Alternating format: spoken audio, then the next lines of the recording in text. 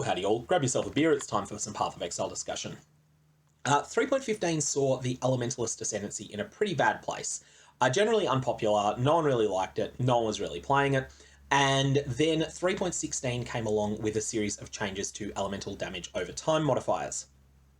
Taken as an overall package, the modifiers that are happening to elemental damage over time mostly seem to constitute a buff, but they're a change that make these builds less able to take advantage of elemental overload than they have been in the past, and less dependent on elemental equilibrium than they were in the past. However, these changes don't affect all ascendancies equally, and the Trickster and the Occultist, with their abilities to gain power charges, are less affected by the elemental overload changes than a non-Trickster, non-Occultist build, such as an Elementalist that was trying to scale elemental damage over time. And so I was thinking, gee, why is it that GGG are trying to hit the weakest of the elemental damage over time ascendancies? What does the Elementalist need this for? So I was trying to think, is there any way that the Elementalist could still be good? And then it hit me.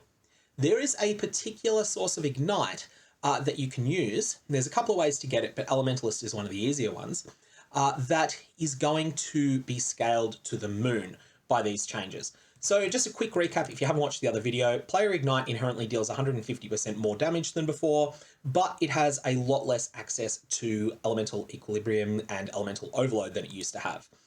That's the changes in a nutshell. If you want to watch the whole video, link in the description below. So, the source in question is Chaos Damage Corpse Explosions. There's a couple of sources of these. The easiest one to acquire is the unique wand Obliteration. So this is just the Chaos Damage Explosion. This has not got any capacity to ignite yet. And so enemies that you kill have a 20% chance to explode, dealing a quarter of their maximum life as Chaos Damage.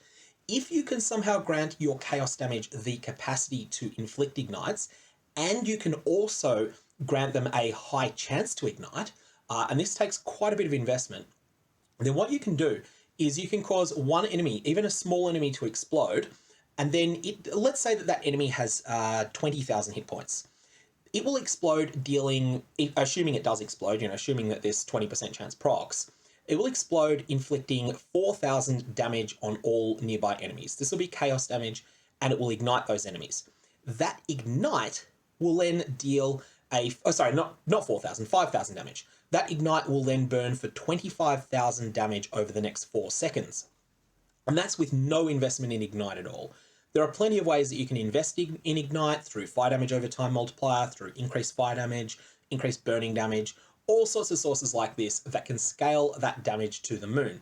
And so killing one small enemy can cause a massive chain reaction that can wipe out, you just kill one weak white enemy, so not even a magic enemy, and it can wipe out a rare monster, a powerful rare monster that's standing next to it. You can then use this in conjunction with the specialized skill gem Vile Breach to be able to deal with map bosses as well. So this is a synergy that could exist prior to 3.15, and I actually experimented a lot with it in 3.13, as did another player. There's a couple of ways that you can make your Chaos Damage ignite. One of them is through the unique amulet Zerfi's Heart, which can be pretty tough to get your hands on at the start of a league, but tends to be reasonably affordable by the middle of a league. Or alternately, the Elementalist Ascendancy notable, Shaper of Flames. And actually, I think Shaper of Flames is possibly the way that you would want to go here. The alternative, though, is to be an Occultist and take Profane Bloom, which is essentially a double strength version of the Obliteration mod.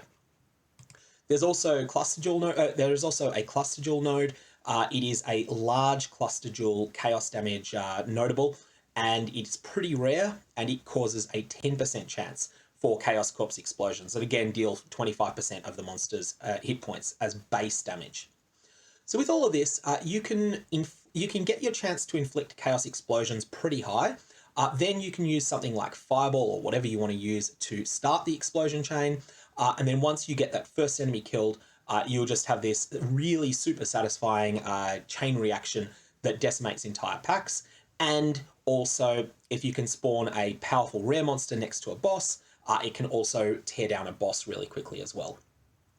So the reason that this is so much better is just the changes to how Ignite works. The fact that you're now dealing 150% more damage than you used to means that this should solve a lot of the problems that those Chaos Corpse Explosion builds used to have, and something that I'm excited to experiment with a little bit more. So that's really all I've got there. Just some theory crafting ideas. This is not a build. This is just the starting pieces of puzzle pieces that we can fit together into a build closer to League Start.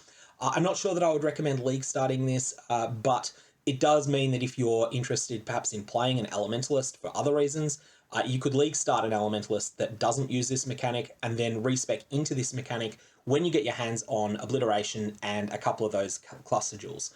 Ultimately, you are going to want to not use Obliteration in the long term. You're going to want to have a fire damage over time specialized weapon, but you can work that out later when you can get your hands on a whole series of Megalomaniacs, the unique cluster jewel that have the Chaos Explosion on them.